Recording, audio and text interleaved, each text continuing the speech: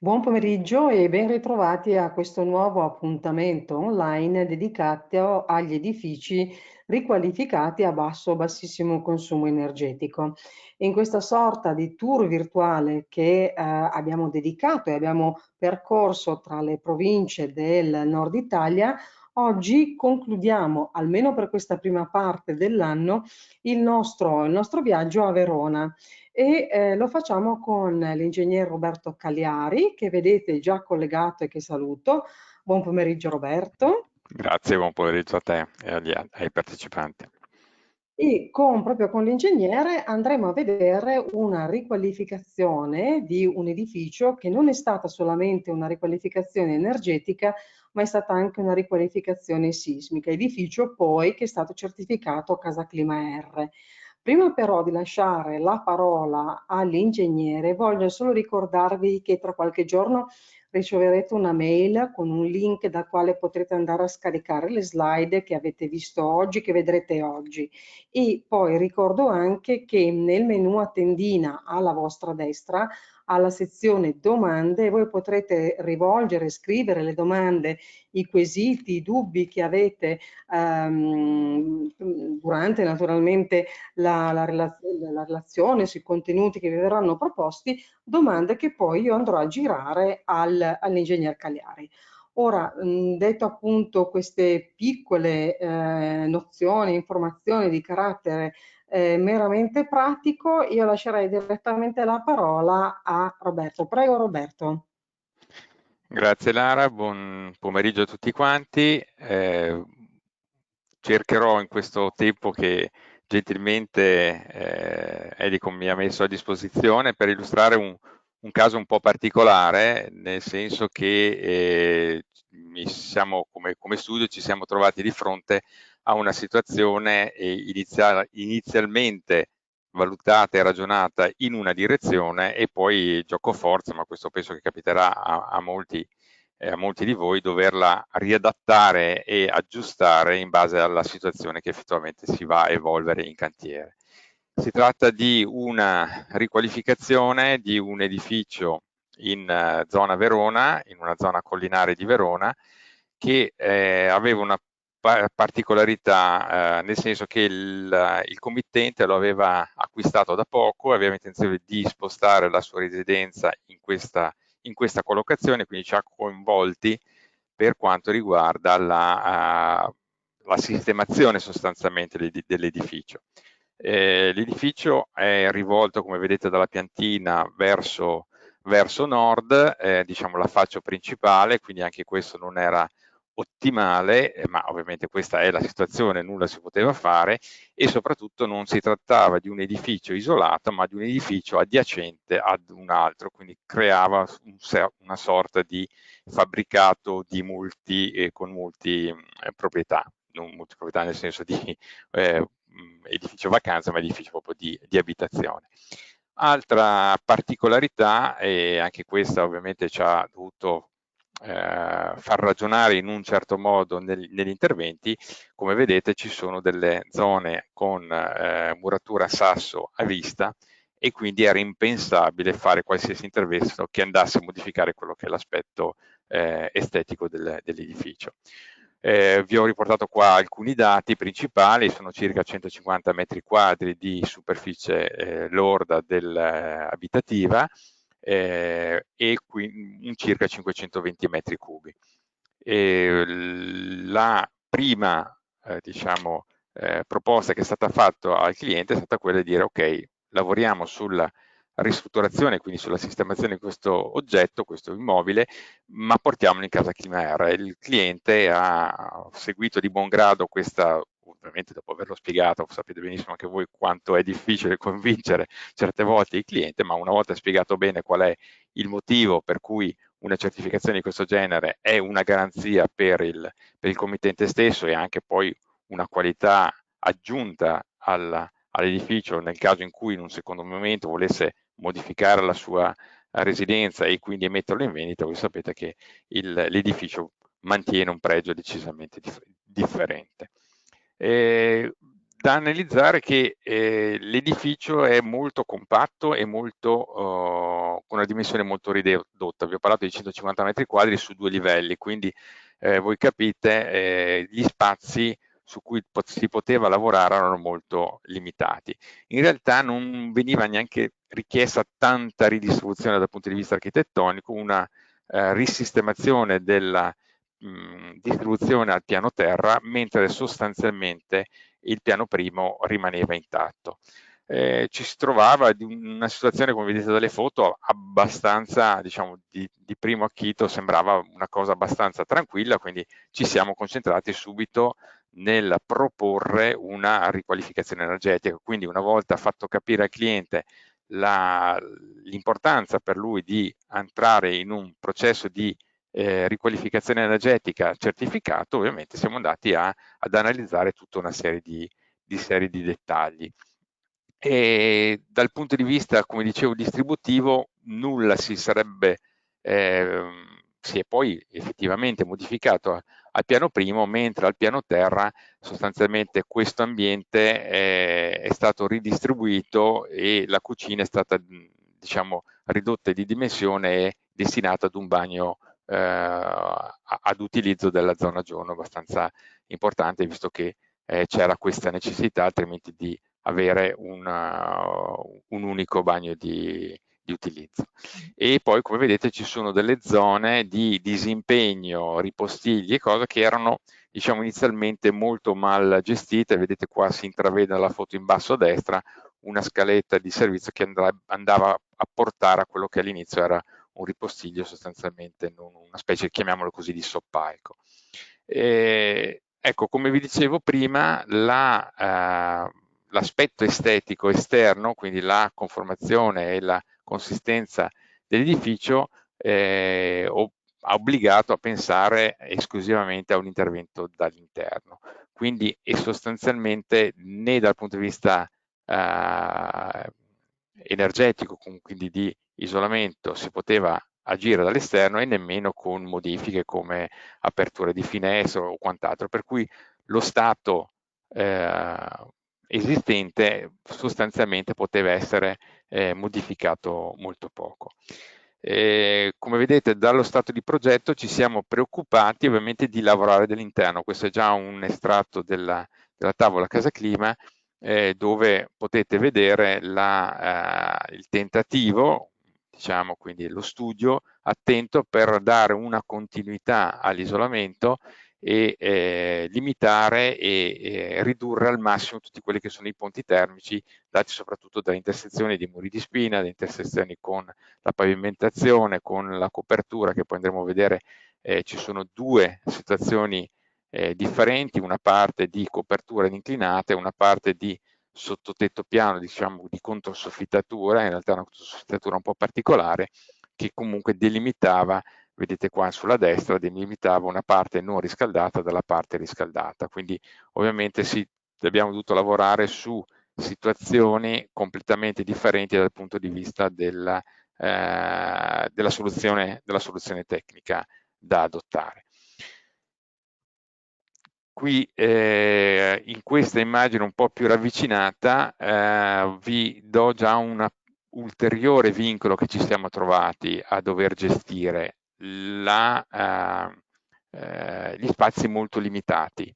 Avere degli accessi al piano molto stretti, quindi al limite dell'utilizzabile, quindi siamo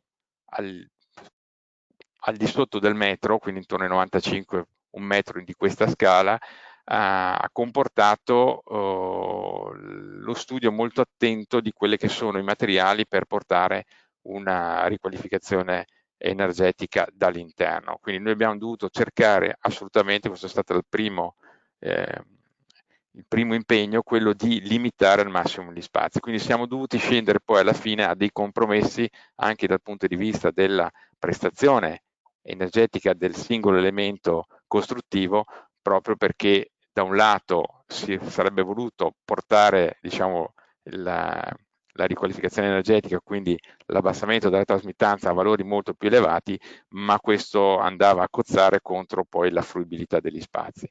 quindi ad un certo punto, come in tutte le situazioni progettuali, ci troviamo a dover gestire un rapporto tra quello che si vorrebbe fare e quello che umanamente si può fare, quindi gestire un attimo questi aspetti.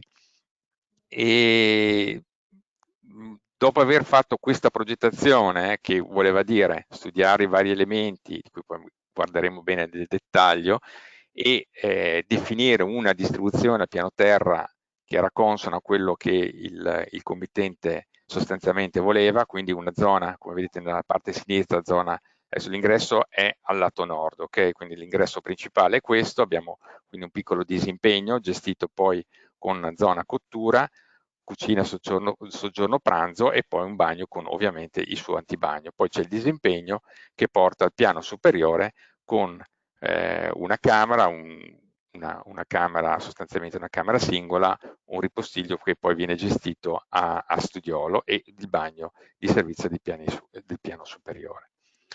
È chiaro che oltre a un progetto bisogna poi dopo capire effettivamente qual è lo stato di fatto per tarare in maniera corretta quelli che sono i vari interventi. Il primo dubbio che ci siamo posti è la qualità dell'esistente, perché se da un lato esteticamente sembrava tutto abbastanza a posto, poi ci siamo preoccupati di andare a verificare nel dettaglio la situazione. La prima cosa che abbiamo analizzato è la situazione dei serramenti. I serramenti, come potete vedere, erano di fattura buona, c'è un vetro termocamera non eccelso, però diciamo accettabile dal punto di vista del comportamento termico.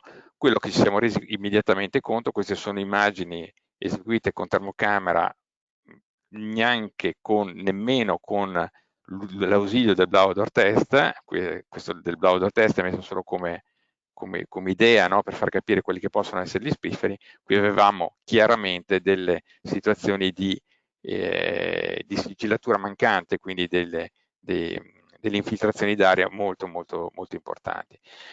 A questo punto abbiamo dovuto tener conto di questa situazione e valutare quelle che sono esattamente quelle che potevano essere le migliorie. Scartato quello di modificare tutti i serramenti e montare dei serramenti nuovi, in quanto la qualità del telaio era ancora buona e il vetrocamera, diciamo, la miglior prestazione data dalla termocamera potenziata, chiamiamola così, rispetto a quella esistente non giustificava l'intervento dal punto di vista economico. Ci siamo quindi concentrati solamente nel sostituire alla fine solamente 2 serramenti, il portoncino d'ingresso ed un altro serramento del bagno al piano di sopra che era decisamente di scarsa qualità, era probabilmente rimasto più esposto di altri, e ci siamo invece concentrati sul ripristinare la parte di sigillatura. Voi sapete che la certificazione Casa Clima R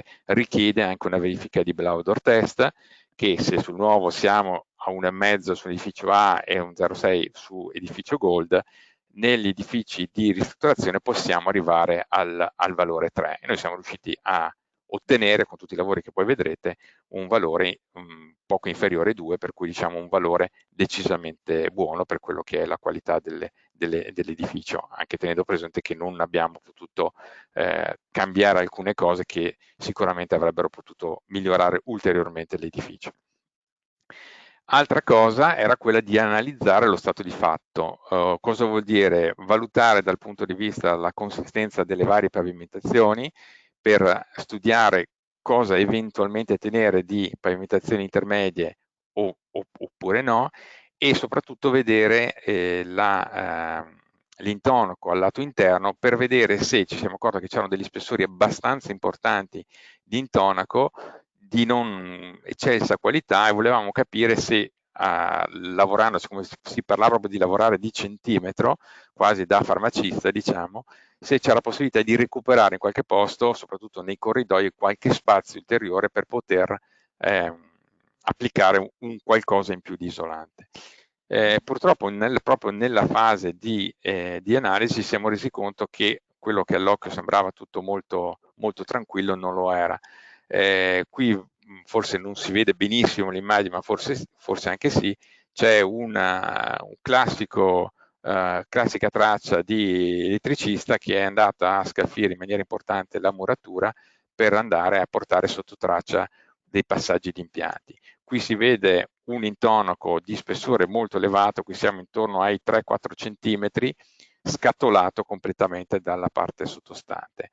Altro sondaggio in un controsoffitto del solaio in legno che divide il piano terra dal primo piano, e qui si vede un tirante, si vede la struttura molto irregolare dei travetti, quindi all'inizio pensavamo ma magari togliamo il controsoffitto e riusciamo a portare a vista una struttura in legno di una certa qualità, e avrebbe sicuramente guadagnato dal punto di vista dell'ambiente, del comfort, dell'aspetto estetico della struttura, ma questo purtroppo non era possibile. Come vedete la qualità era decisamente scarsa. In più siamo andati a fare una verifica con un elemento laser per vedere com'era la situazione dei solai, e qui è saltata fuori una situazione di un avvallamento molto importante del solaio, fra l'altro non in direzione di orditura, quindi in direzione proprio dell'appoggio. Quindi qua, come vedete, il livello orizzontale del laser, questo abbassamento ha immediatamente evidenziato il fatto che c'era una situazione strutturale, diciamo, dubbia.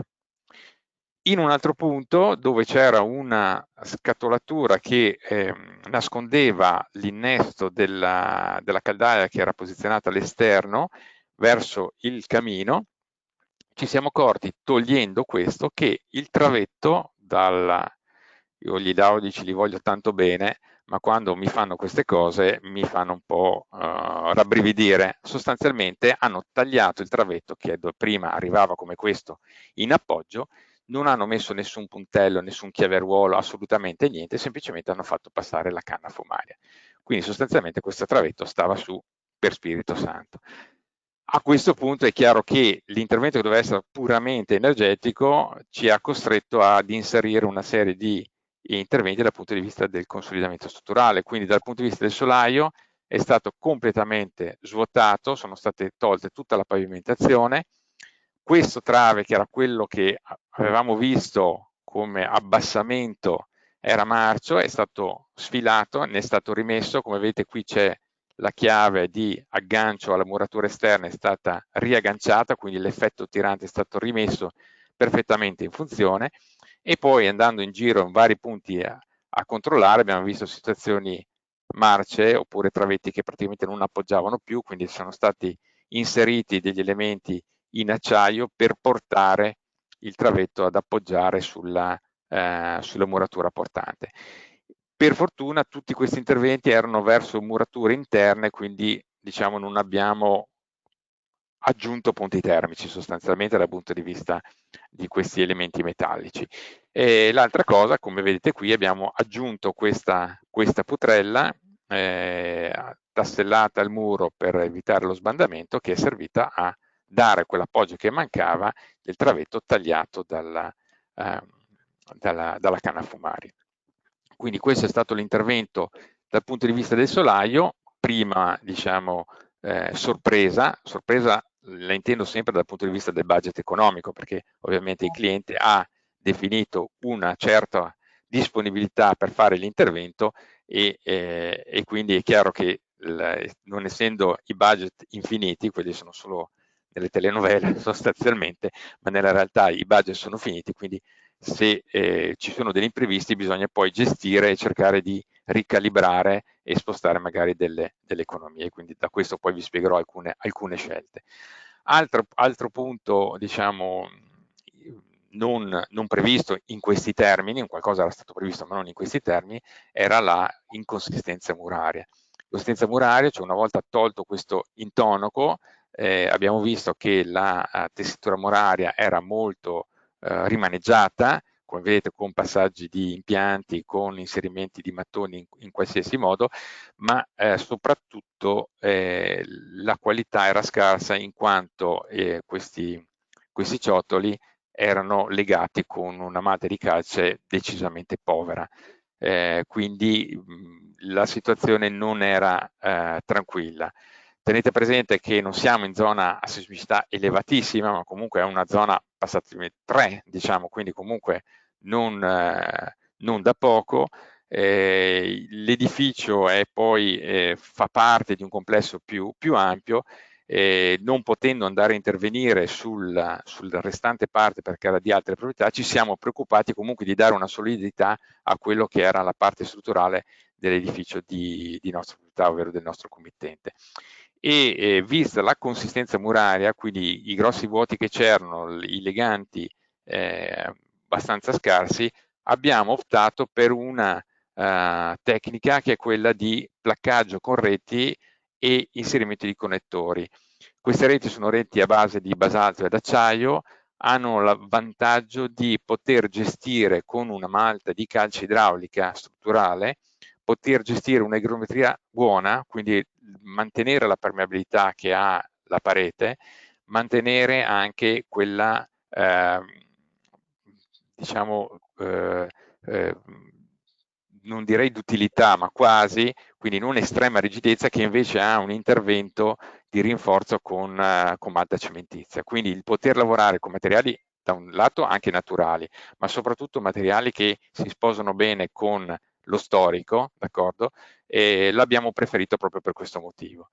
La tecnica di intervento è abbastanza semplice, fra virgolette, nel senso che bisogna rimuovere tutto quello che è a livello superficiale molto incoerente, dopodiché quindi ci si aiuta anche, come vedete, con una idropulitrice, si porta sostanzialmente il sasso a vista, quindi si tolgono tutte le parti incoerenti, si effettua una stilatura, questo proprio per consolidare la parte superficiale in maniera importante, si usa sempre la malta di calce, e dopodiché si eseguono dei fori per realizzare che cosa? Allora, ci sono due tecniche, una che applica esclusivamente una rete, quindi la rete che voi vedete applicata sempre con malta di calce strutturale, e a questo punto crea un placcaggio e basta. Ma la connessione può essere di tipo normale, oppure quella che noi abbiamo utilizzato, perché questo era un tipo di muratura che lo richiedeva, è un foro che viene fatto con carottatrice e scusate, no, con un trapano semplicemente, si cerca ovviamente di prendere le posizioni più agevoli, e vedete poi si inseriscono con lo stesso materiale con cui si fa la rete, si possono realizzare questi fiocchi che vengono poi inseriti, e il foro che andiamo a fare con il trapano viene poi iniettato di malta fluida. Quindi sostanzialmente noi creiamo con un unico elemento connettore, creiamo sia la connessione della rete, quindi l'aggancio della rete alla parete, ma andiamo a consolidare anche gli interstizi, perché questa malta molto fluida va a riempire gli interstizi vuoti e consolida il legante della nostra muratura.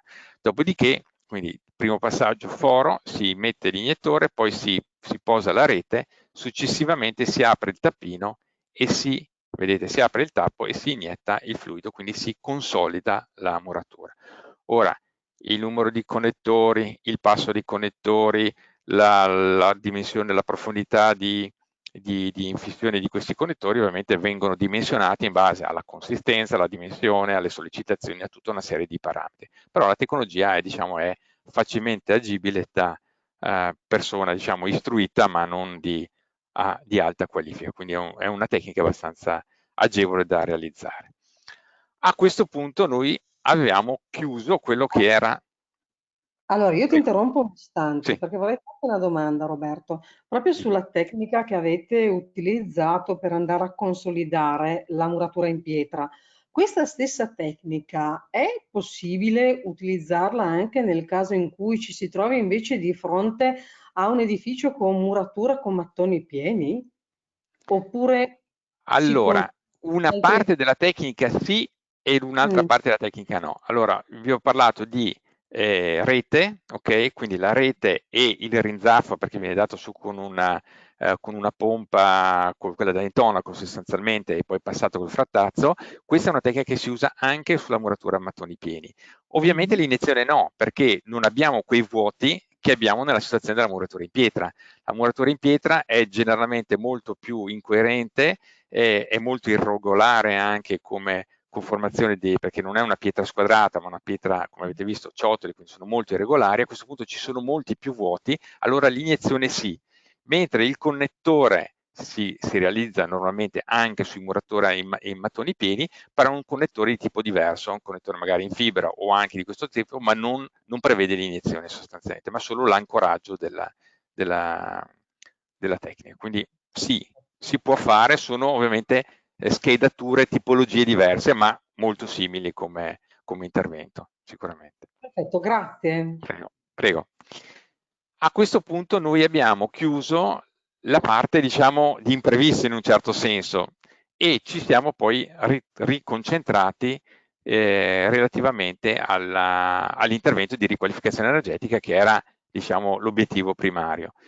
E adesso vi vorrei mostrare lo studio di alcuni dettagli, cioè di alcune particolarità, giusto per capire come abbiamo gestito. Quindi voi sapete benissimo che la logica di una riqualificazione energetica è quella di dare comunque continuità all'isolante, quindi evitare al massimo quelli che possono essere le dispersioni puntuali, quindi i cosiddetti ponti termici, e abbiamo lavorato per gestire il nostro intervento in varie fasi. Allora, la prima cosa, magari torno nella slide prima, ci siamo concentrati sulla gestione dell'isolamento verso il terreno. Okay? E qui ovviamente ci sono vari modi per operare. E proprio per quel motivo che avete visto prima, quindi di estremi aumento di budget, abbiamo cercato di recuperare delle economie. Recuperare le economie sono state quelle, per esempio, di non rimuovere il pavimento esistente e siamo andati visto che ovviamente avevamo le altezze con le quali potevamo giocare, e siamo andati a mantenere, come vedete, il pavimento è stato mantenuto quello precedente, sono stati fatti i tagli esclusivamente per gestire gli scarichi del nuovo bagno che è stato messo al piano terra, quindi con le giuste pendenze e il raccordo poi alla vasca che è esterna, e poi sopra questo pavimento, che quindi non è stato rimosso, risparmiando tutto quella che è la parte di demolizione e smaltimento del materiale, sono stati posati 2 strati di XPS da 8 cm, quindi 8-16 cm, incrociati per gestire diciamo, la pavimentazione che poi è stata posata a secco, quindi doppio strato di materiale isolante incrociato proprio per evitare possibili fughe, doppio pannello di USB di 2 spessori diversi, anche questi incrociati per dare pavimentazione. Al di sopra di questo è stata incollata direttamente la pavimentazione a listoni molto, molto diciamo, economica, ma di finitura diciamo, di qualità che andava bene al comité, comunque una cosa piacevole. Questo ci ha consentito ovviamente di poter far passare innanzitutto, come vi dicevo, la parte di scarichi sotto, tutta la parte di tubazioni che poi ovviamente erano anche isolate, ma all'interno del pacchetto isolante, quindi non avevamo più dispersione nella distribuzione dell'impianto di riscaldamento, di farlo gestire nella zona calda del nostro edificio. Quindi questa è stata la scelta. Poi vedremo come abbiamo gestito questo innalzo del solaio del piano terra, ovviamente, rispetto all'ingresso. Avevamo tutti i bancari alla quota giusta, per cui non avevamo grossi problemi, ci siamo giocati un po' questa situazione. Altra cosa era quella dell'isolamento. Anche qui vari potevano essere le tecniche, alla fine, vista l'irregolarità della parete, quindi la non planarità, vista anche gli spessori minimi che potevamo avere e anche la gestione del costo, abbiamo optato per un pannello in EPS grafitato dove la tecnica di posa e la qualità dei materiali ci consentiva di gestire l'igrometria della parete. Voi sapete che quando dobbiamo lavorare dall'interno la problematica principale è quella di gestire la condensa interstiziale che ovviamente non si deve formare. E in questo caso lo spessore importante di colla messo al di sotto del pannello e ovviamente una verifica fatta con Wufi del regime dinamico della parete, ci ha consentito di tarare in maniera corretta l'isolante e verificare che effettivamente quella quantità di umidità accumulata era ovviamente assorbibile dal materiale e poi gestita nel tempo.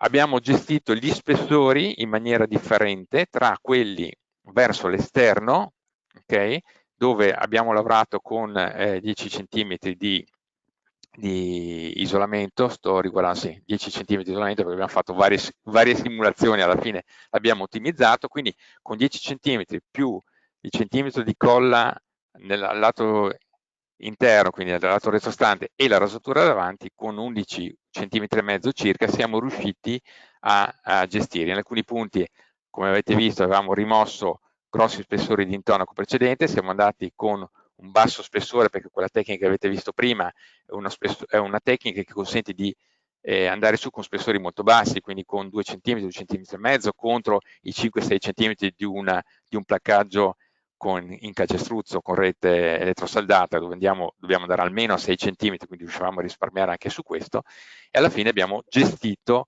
l'isolamento verso l'esterno. Abbiamo gestito con spessori minori, perché ovviamente verso altre umidità, che comunque è abitata, quindi è riscaldata, ci siamo solo preoccupati di stare all'interno delle trasmittanze limite date da normativa, in quanto poi l'utente ha fatto tutta la parte della pratica Enea per la detrazione fiscale, quindi dovevamo anche rispettare quelle che sono le trasmittanze limite imposte da normativa per le riqualificazioni energetiche. Quindi oltre a Casa Clima ci sono anche ovviamente le leggi, che è volontario, abbiamo le leggi nazionali assolutamente da rispettare. E quando parliamo di... Ancora un istante prima di entrare Certo. nella parte dei dettagli. Anche questa è fondamentalmente una curiosità sull'utilizzo in pratica dell'EPS come isolante. Avete per caso anche valutato la possibilità di utilizzare altri materiali e non l'EPS, oppure si era Sì, rivelato che tutto questo avrebbe certo, avuto... eh, come tutti i progetti la scelta non è mai la prima, ma è un qualche cosa di ragionato. Abbiamo sostanzialmente fatto due proposte alternative. Una era con materiali naturali, fibra di legno, argilla e via dicendo, che ci piaceva molto, ma abbiamo dovuto scartare per due motivi. Uno, per il budget, perché sappiamo che ovviamente tecniche di questo genere hanno un leggero sovraccosto rispetto all'IPS, ma soprattutto quello che ci ha bloccato è lo spessore, cioè dal punto di vista termico quello che riusciamo a ottenere con 10 cm in EPS ovviamente non li ottieni con 10 cm in fibra di legno.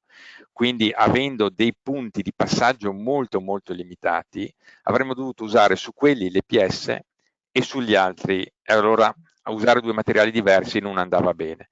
Altra ipotesi era quella di fare una controparete in cartongesso. Controparete in cartongesso, barriera al vapore, isolante a questo punto magari in lana di roccia o in altro.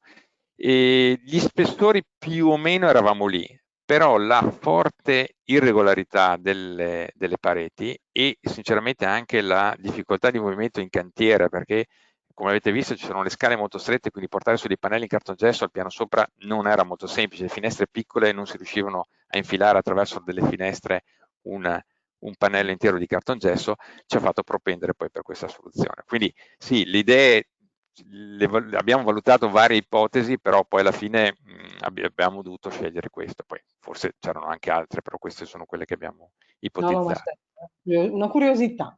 No, no, ma è giusto.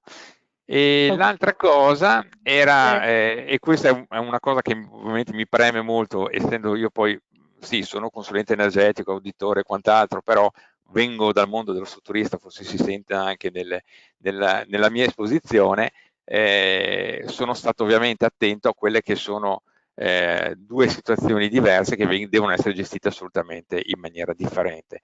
Per ridurre i ponti termici del muro di spina verso il muro perimetrale, laddove il muro di spina è un muro portante abbiamo fatto il risvolto classico di 1 metro e qui lo vediamo molto bene, muro perimetrale e muro di spina portante, quindi il risvolto di 1 metro. Poi ovviamente qui bisogna andare dietro anche le richieste dell'architetto, non voleva avere uno scanso preciso, il capotista è stato molto bravo, mi ha rastremato, quindi oltre al metro è andato avanti rastremandomi, ecco questo con il polsterolo si può fare, tagliandolo e sfinandolo, quindi alla fine vedevo queste irregolarità del muro ma non si percepiva un taglio netto. Mentre l'intersezione con una tramezza della muratura perimetrale è stata fatta proprio tagliando la tramezza e facendoci passare l'isolante della parete perimetrale, quindi questa è la parete esterna perimetrale, questa è la tramezza di divisione della stanza, della camera al piano sopra, poi magari vi faccio vedere sulla piantina dove sono questi due punti, e quindi siamo riusciti a eliminare tutti questi punti termici con attenzione. A questo punto concentriamoci sugli elementi di tipo orizzontale. Anche qui, avendo varie situazioni, allora la prima è questa: sottotetto non abitabile, non calpestabile, nel senso che vedete che l'omino non sta calpestando qui, perché questa è una tavella che fra l'altro qualcuno aveva sparso una volta si usavano il coso del riso, cioè si chiama la pulla di riso, insomma si dice, ok, che si usa anche come isolante, ma sparso così in maniera proprio in maniera molto strana, diciamo, ecco, per non usare altri termini, non aveva nessun effetto. A questo punto ci siamo mossi ovviamente su questi travetti, che sono quei travetti di Cunego Varese, non so se li conoscete, quelli in calcestruzzo, dove erano appoggiate le tavelle, e si camminava su queste tavole e abbiamo steso dei rotoli di lana e di vetro, perché sono quelli che era più facile da stendere rispetto ai pannelli che sono molto rigidi, e con un doppio strato siamo riusciti a dare questo isolamento. Vedete che poi c'è anche il risvolto verticale verso il ponte termico dato dal muro di spina in senso verticale, quindi qua lo vedete sostanzialmente risvoltato.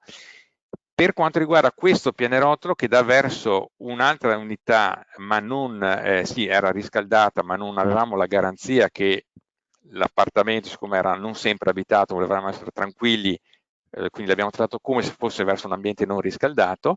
Siamo riusciti a recuperare una pietra di un gradino esterno che era simile agli altri, quindi abbiamo alzato di un gradino e abbiamo ottenuto due effetti: uno, di poter isolare questo pianerottolo verso il basso, vedete qui la stratificazione che abbiamo messo, ok? E l'altro anche di gestire questo ulteriore salto di quota che c'era tra la zona di corridoio, bagno e stanza rispetto alla parte della scalinata. Quindi abbiamo aggiunto un gradino e siamo riusciti con una cosa a gestire entrambe le situazioni.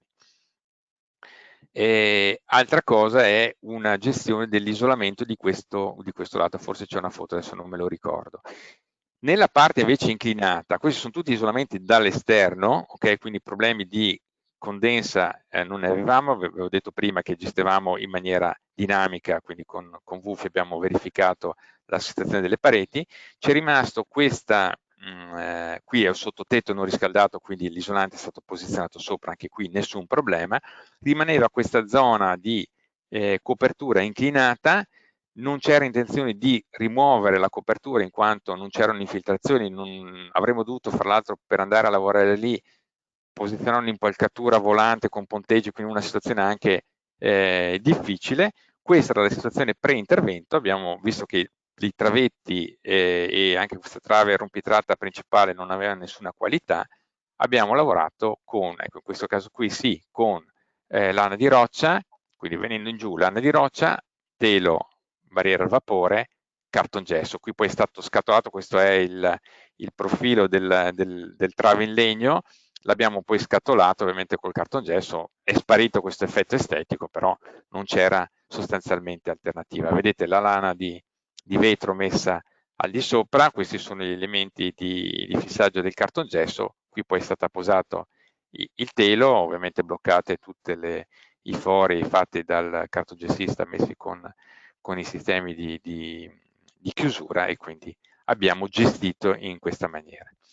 Ecco, l'ultima cosa è la parte serramenti. La parte serramenti, come vi ho detto, la qualità era buona, vetrocamera, ci siamo concentrati sulla sigillatura. Quindi sostanzialmente cosa abbiamo fatto? Dovevamo comunque andare a lavorare sulle spalle, perché dovevamo posizionare l'isolante, no? Le spalle sono state tutte risvoltate con l'isolante dal lato interno, abbiamo tolto tutte le mostre, quindi tutti i profili, schiumato, nastrato, rifatta la sigillatura. A questo punto siamo riusciti con il bravo test, come dicevo, ad arrivare addirittura a un valore 2. Abbiamo cambiato 2 serramenti, ok? 2 serramenti che sono uno un bagnetto ad arco molto particolare, che era quello, torno velocemente indietro perché giusto per farvi vedere anche come hanno lavorato. Forse sono tornato, eccolo qui, vedete questo arco, quindi come sono riusciti a lavorare molto bene anche una situazione curva con questi spessori, con questo materiale. E poi abbiamo dovuto modificare ovviamente la portone d'ingresso per 2 motivi: uno, perché non era di qualità, quindi non c'era assolutamente nessuna qualità, lo vedete qua, nessuna qualità di tenuta. C'era fra l'altro un'antina d'oscuro all'esterno, quindi anche difficile da gestire in ingresso principale. E poi dovevamo gestire quei 16 centimetri che siamo andati a perdere mettendo l'isolamento dall'interno. Quindi abbiamo portato un gradino verso l'esterno, che era, poi abbiamo fatto un piano a rotolino che in un secondo tempo, se ci fosse un problema di accesso per disabili, si poteva raccordare tranquillamente col vialetto davanti facendo un lungo raccordo. In questo caso non era necessario, però era comunque trasformabile. Abbiamo riproporzionato, vedete dallo schizzo, riproporzionato la dimensione sullo stesso capitello che è rimasto, d'accordo? Abbiamo riposizionato la dimensione del portoncino, che è stato fatto ovviamente su misura, con tutte le sue nastrature, con tutti i suoi montaggi. Questa è sostanzialmente la fase finale. Prima Questo è di passare, l'intervento. posso un attimo, ecco, Sì? ti interrompo un istante per un paio di domande, prima di passare appunto all'analisi costi-benefici. Si parla sempre di isolanti, fondamentalmente. Sì. Allora, prima appunto si parlava delle opzioni valutate, eccetera. Uno dei partecipanti ci chiede eventualmente se avevate anche preso in considerazione l'aerogel, perché comunque basso Sì, allora, spessore, effettivamente, da quanto certo, so, i costi non sono proprio così i costi. accessibili, insomma. L'ipotesi poteva essere quella di usare solo dei punti di strettoia, ed Mm. eravamo quasi obbligati in un punto, ma poi siamo riusciti, riquadrando, rifacendo uno dei rinforzi che poi ovviamente non vi ho mostrato perché sono stati Mhm. fatti altri rinforzi di una riquadratura di una porta, eravamo lì per doverlo utilizzare, però il costo è decisamente elevato, per cui laddove è possibile ovviamente diventa di Eh, difficile gestione con il cliente, però era un'ipotesi sicuramente che abbiamo preso in campo, proprio però in quel caso lì puntuale, perché applicarlo a delle superfici così elevate avrebbe spostato di molto il budget. mhm. Altra domanda che riguarda poi la scelta, l'opzione che è stata fatta, che quindi l'EPS intonacato, ci chiedono come mai è stato utilizzato e perché non è stata utilizzata eventualmente una barriera al vapore. Questa è la prima domanda, poi ce n'è anche un'altra. Allora, la barriera a vapore per la difficoltà di gestire tutta la parte degli impianti, e poi la barriera a vapore mi obbligava a mettere cartongesso. Cioè la barriera a Ok. vapore poi io devo rivestirla.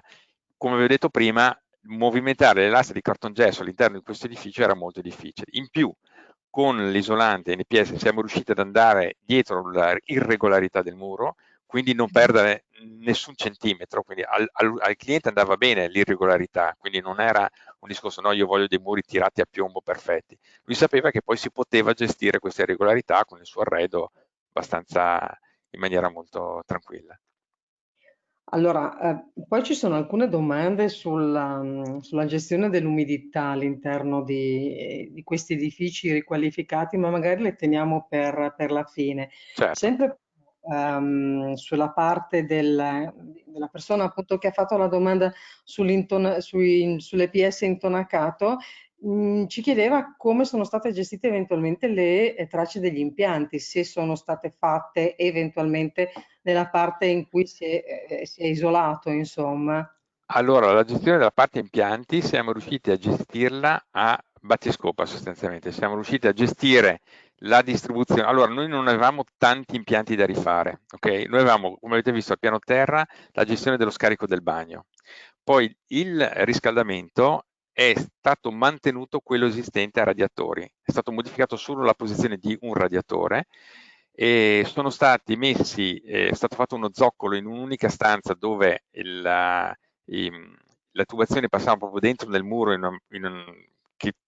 ci impediva un consolidamento dei muri in maniera apposita, e quindi abbiamo creato una zoccolatura e l'abbiamo portato isolato, quindi è sparito dietro un arredo. Non ho purtroppo delle foto, ma è la parte che è stata studiata proprio in questo modo.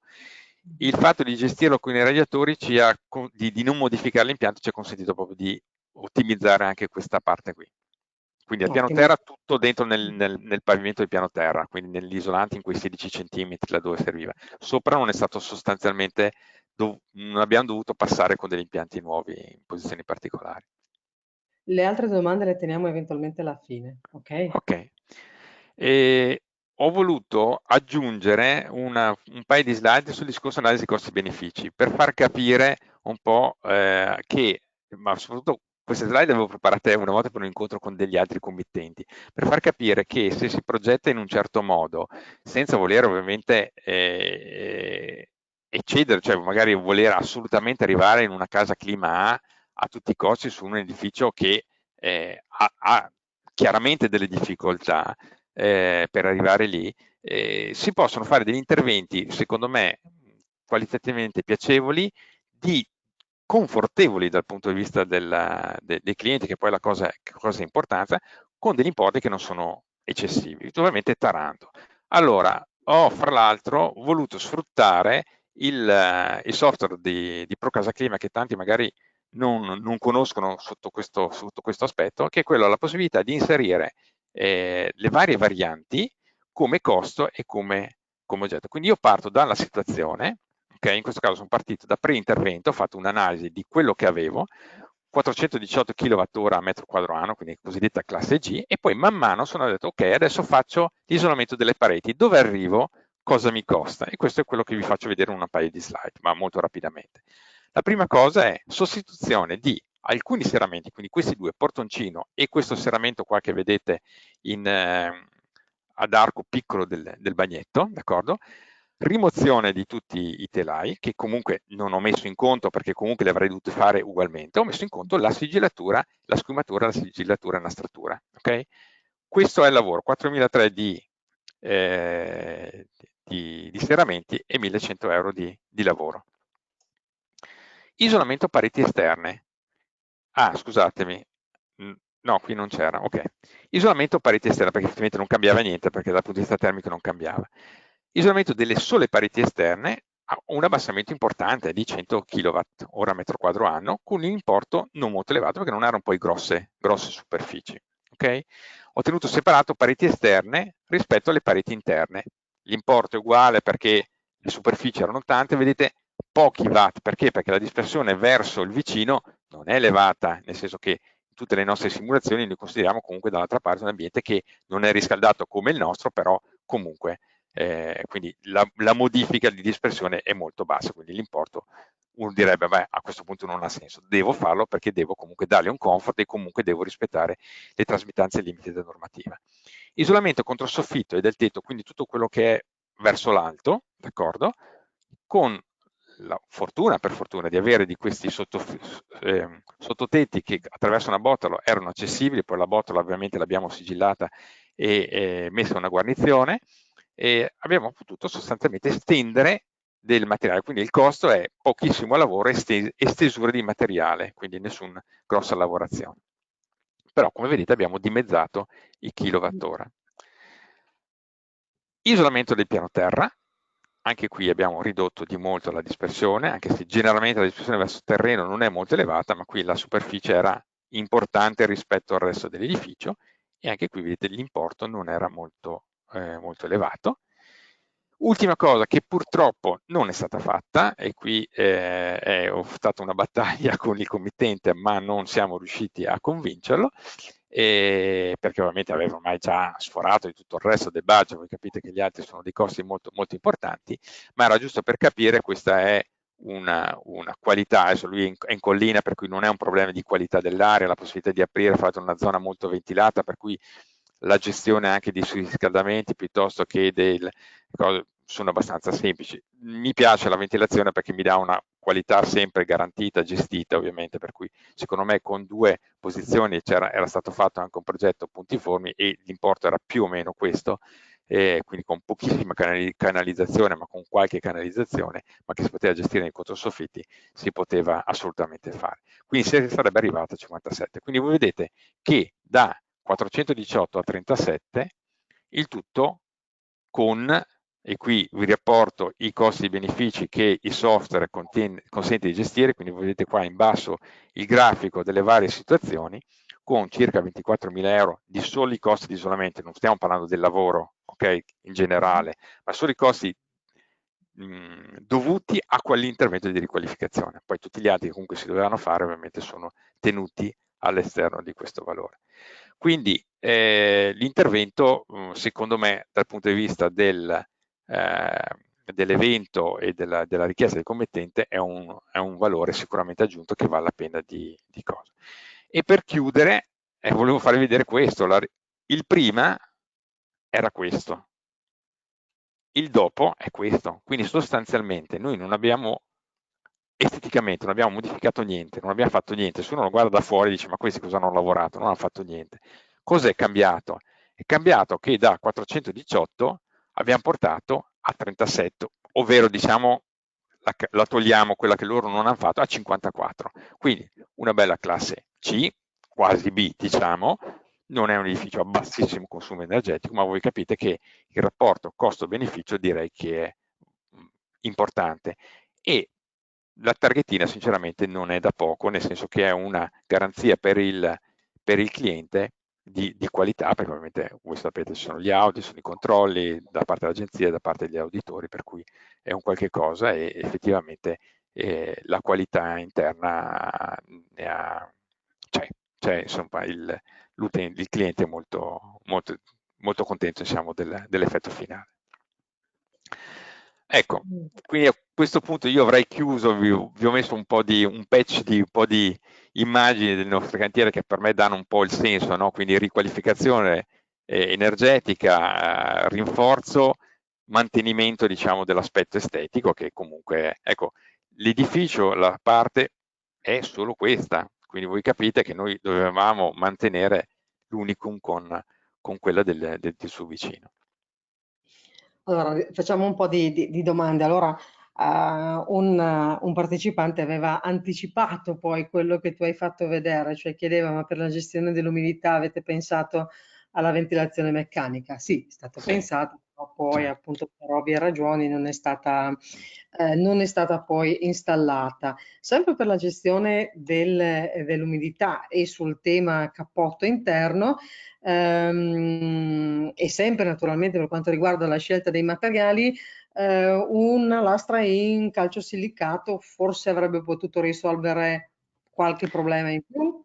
Sì, allora, dal punto di vista della gestione igrometrica, sì, siamo sempre il problema di spessori, cioè io non sono riuscito a farvi vedere, a mettervi lì il metro, però quando io ho un passaggio di 90 centimetri, no, e diventare 88, perché 2 centimetri li devo cedere per avere la stessa qualità termica al calciosilicato rispetto, quindi uno 0,045 di un calciosilicato rispetto a uno 0,032 di un EPS, purtroppo fa quei 2-3 cm di differenza che se in certe zone non modifica nulla, ma nei punti stretti di passaggio tra la zona giorno e il piano superiore era sostanzialmente ingestibile.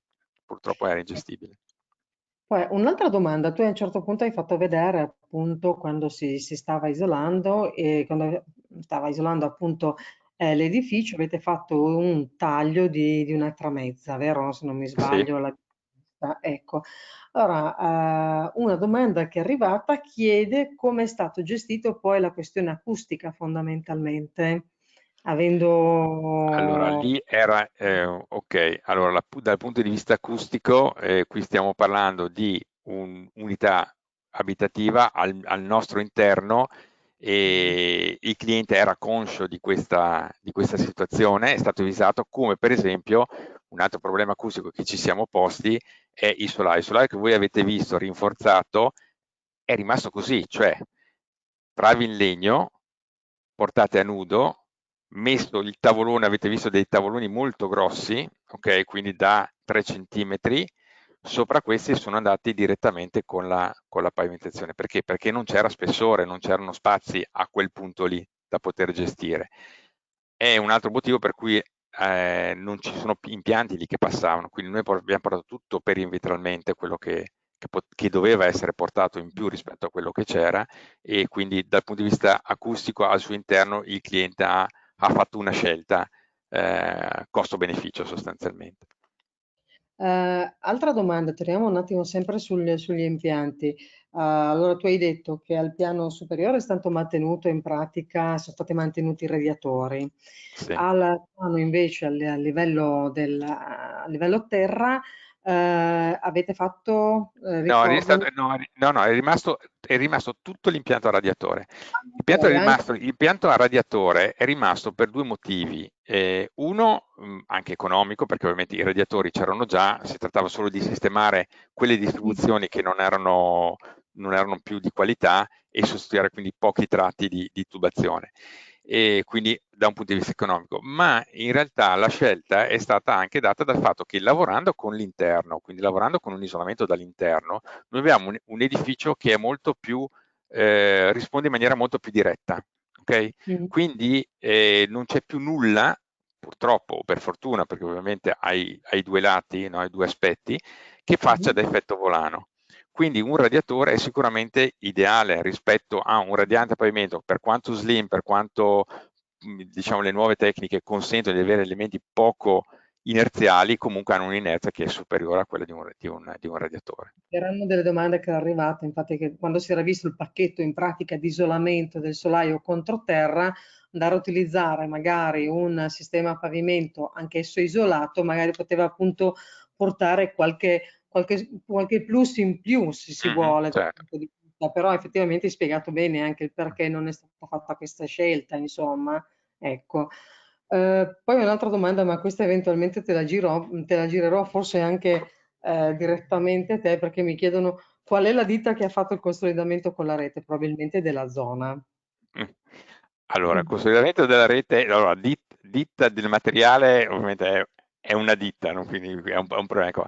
E in realtà le persone che hanno lavorato erano un'impresa che non aveva mai fatto utilizzato questa tecnica, gli è stata spiegata da chi vende ovviamente questo materiale. Fra l'altro il materiale io lo conoscevo bene perché avevo seguito anche alcune prove, per cui l'avevo visto utilizzare, e gli è stato spiegato, gli è stato fatto un corso, fra virgolette, accelerato, è stato seguito in cantiere, ed è una tecnica. È chiaro che dobbiamo fare i direttori lavori, quando ci sono queste cose il direttore lavori deve essere in cantiere, questo è fuori Infatti discussione. stiamo arrivando praticamente verso non l'ultima domanda, ma quasi, nel senso quanto conta lì, la direzione lavoro in un intervento come questo, e anche se puoi eventualmente quantificare in percentuale quanto costa anche una direzione lavori, tenendo conto che in un edificio così c'è alle spalle da parte del direttore lavori o comunque del progettista un percorso anche di formazione, che c'è anche Sì, questo. allora, quantificabile nel nostro lavoro è meglio che non quantifichiamo queste cose, perché difficilmente si riesce a rigirare al committente questi costi. Noi dobbiamo vedere come un investimento nel nostro lavoro. Cosa vuol dire? Vuol dire che fare direzione lavori ci consente di garantire la qualità dell'edificio nel tempo, e quindi non avere sostanzialmente recall, quindi non ci richiamano più. Architetto, ingegnere, c'ho un problema, ho un'infiltrazione, architetto, ho una crepa, architetto, c'ho una muffa, ecco, queste cose qua non devono succedere. Quindi quel tempo lì che noi ci risparmiamo nel futuro l'abbiamo anticipato prima. Quindi noi, la nostra presenza in cantiere ci consente di ridurre al massimo le problematiche, gestire in maniera anche molto rapida quelle che possono essere delle variazioni, perché se Mhm. io in cantiere non ci sono e viene, come in quel caso lì, fuori una zona di qualità molto scarsa e non la vedo, il muratore va avanti, lui rispetta i tempi, rispetta i metri quadri ora, no? Invece se tu sei presente, quindi quando ci sono delle lavorazioni delicate bisogna essere presenti, ma questo vale per qualsiasi tipo di lavoro, dal punto di vista della riqualificazione energetica dal punto di vista strutturale, dal punto di vista di una qualsiasi impianto o qualsiasi altra cosa. Io dico sempre, se la direzione lavori nel vecchio tariffario che ci hanno buttato nel cestino era il 28% della tariffa completa, vuol dire che no, è una fase molto importante. E penso che anche la riqualificazione e tutti i protocolli Casa Clima riportano a questa, ribilanciano un attimo quella che è l'importanza della direzione lavori. Ho un'ultima domanda per finire, poi non so se magari ce ne sono altre, per cui invito eventualmente i partecipanti a farla appunto in questi ultimi minuti. Questa riqualificazione poi ha agevolato di qualche bonus oppure non rientrava ancora? 65%. Ah, ok. 65%. Niente Sì. dal punto di vista sismico perché non c'è No, stato... no, allora il problema del sismico, ecco, attenzione, questo va detto, il problema del sismico, sisma bonus, via dicendo, non è una cosa semplice in una situazione di questo genere, dove il proprietario non ha tutta quella che viene identificata come unità strutturale, nel senso che io sono potuto intervenire solo su una porzione del fabbricato dal punto di vista strutturale, perché la proprietà era solo una parte, quindi io ho garantito, ho migliorato sicuramente la risposta sismica di questo edificio, ma non riesco a dargli una classificazione, perché non sono potuto intervenire su tutto l'edificio. Questa è la difficoltà degli aggregati, dei centri storici, di tutte queste situazioni di proprietà suddivise, insomma di edificio suddiviso in molte proprietà. È come quando uno fa la riqualificazione dell'appartamento o la riqualificazione del condominio, siamo alla stessa stregua. Allora, altra domanda sempre, adesso sapevo di aver scoperchiato il vaso di Pandora, sai? Facendo tutte queste domande, un lavoro del genere potrebbe rientrare nella futura detrazione del 110% in questo eco bonus, oppure Quando si può saprà che con me sei interessare lavoro. anche l'altra unità immobiliare? No, allora, se parliamo di parte sismica, sapete benissimo, adesso a meno che nel super bonus, bonus 110, chiamiamolo come vogliamo, non tolgo la classificazione, ma penso che sia impensabile, il salto di classe devi dimostrarlo. Okay? Quindi in questo caso io non sono in grado di dimostrare un salto di classe, di 1 o 2 classi. Faccio degli interventi, forse il salto di una classe perché è un intervento locale, quelli posso forse ancora garantirlo, però di 2 classi sicuramente no, perché lì devo fare una calcolazione, la calcolazione mi richiede di entrare nell'ambito di tutto e sicuramente se non rinforzo anche l'altra parte difficilmente riesco a fare un salto di 2 classi. In alcune situazioni semplicemente rilevando il vicino e anche intervenendo su una certa porzione, se hai fortuna, se la situazione è disposta in un certo modo, puoi forse riuscire a intervenire. Comunque il 110% finché non escono con i decreti, con la conversione in legge e i decreti attuativi, stiamo parlando di aria fritta, assolutamente. Bene, ma ecco, Commento quindi mio proprio no, no, spassionato. no, giustamente, insomma, questo è sicuro, insomma, sono abbastanza in ritardo da questo punto di Sì, vista, insomma, perché stanno creando molto caos perché c'è tanta sì, aspettativa e non sappiamo. molta aspettativa poi, non soltanto tra i progettisti che possono avere sicuramente un'opportunità di lavoro, questo è Sì, sicuro, ma anche per magari il committente che può agevolarsi effettivamente di tutti questi bonus, insomma. sì. Allora, vedo che le domande al momento sono completate. Se eventualmente dovessero ce ne essere altre, dovrebbero arrivare magari in questi ultimi minuti, io te le girerò direttamente, Roberto, in modo tale che potrai Volentieri. dare riscontro Mhm. direttamente tu. Allora io a questo punto ringrazio tutti quelli che hanno partecipato, vi dicevo, a questo ultimo appuntamento, ma per questa prima parte dell'anno riprenderemo a settembre questo percorso e andremo a vedere comunque cosa si sta facendo, sperando naturalmente che si muova anche qualcosa dal punto di vista normativo. Sì. Quindi un grazie a tutti coloro che ci hanno seguito in questi mesi, un grazie ai progettisti che ci hanno accompagnato e in questo caso dico grazie a te Roberto in rappresentanza di tutti coloro che ci hanno naturalmente hanno condiviso fondamentalmente con noi e con gli altri colleghi il proprio lavoro. Perché comunque è stata sicuramente un'esperienza importante questo percorso, perché sappiamo bene che ogni riqualificazione è una storia a sé stante, non è possibile standardizzare niente nel momento in cui si approccia È il al bello. costruito, ecco, e sono tutti progetti tailor made, proprio costruiti su misura, sartoriali quasi, per cui quindi ringrazio naturalmente, vedo qua, cioè, naturalmente ringraziano tutti e ringraziano anche te in particolar modo per essere stato molto preciso nell'esposizione e nell'andare a individuare i lavori che sono stati effettuati in questa riqualificazione. Per cui io do appuntamento a tutti voi all'autunno per quanto riguarda naturalmente questo ciclo di web conference. Ricordo invece che ci sono ancora altre 2 settimane di web conference, per cui vi invito naturalmente ad andare sul sito di Edicom Eventi e qui troverete naturalmente tutto il calendario per le prossime settimane e, cosa non avevo detto poi anche all'inizio, sempre tra un paio di giorni vi arriverà la mail dove potete eventualmente andare a rivedere anche la registrazione di questa web conference, per cui magari andando a vedere effettivamente dei punti che vi siete persi o che volete eventualmente approfondire. Poi nelle mail che riceverete per lo scaricamento delle slide, vedete ci sono anche tutti i riferimenti dell'ingegner Cagliari col quale eventualmente potete anche rapportarvi direttamente. Per cui a questo punto di nuovo grazie a tutti e buona serata. Grazie a tutti e grazie a voi per l'ospitalità. Grazie per la Grazie. pazienza di avermi ascoltato. Grazie a voi. Ci mancherebbe. Grazie di nuovo e buona serata. Salve.